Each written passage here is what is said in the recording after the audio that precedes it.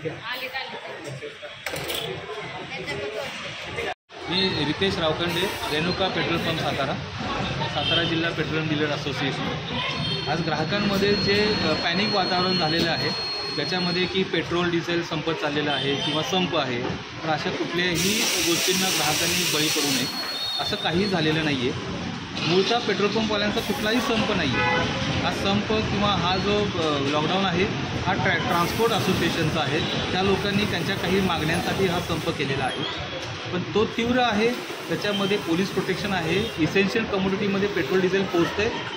आता साधारणतः 6 वाजले, संध्याकाळी 7 ते 8 वाजेपर्यंत साताऱ्यामध्ये किमान 7 ते 8 टँकर पेट्रोल येते। उद्या सकाळपर्यंत पेट्रोल येतो, त्याप्रमाणे डिझेल पण येते। त्यामुळे कृपया ग्राहकांनी पॅनिक होऊन लाईन लावून प्रत्येक पंपावर थांबू नये। पेट्रोल डिझेल सुरळीत होणार आहे आणि हा साठा माझ्या मते उद्यापर्यंत सगळ्या पंपांवरती पेट्रोल अवेलेबल राहणार। ओके सर, धन्यवाद।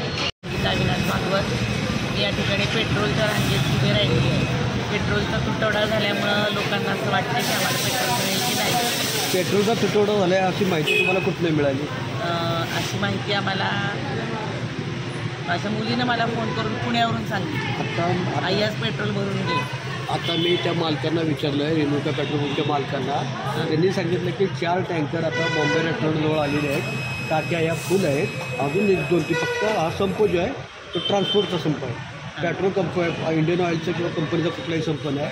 दुसरं त्यांनी सांगितलं की 1 जानेवारीला दर कमी होतात। दर कमी असल्यामुळं मार्जिन जे जास्त व्हावं म्हणून त्यांनी अशा अफवा होते।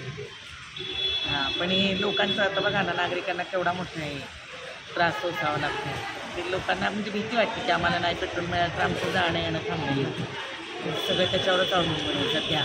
बरोबर आहे? Okay okay.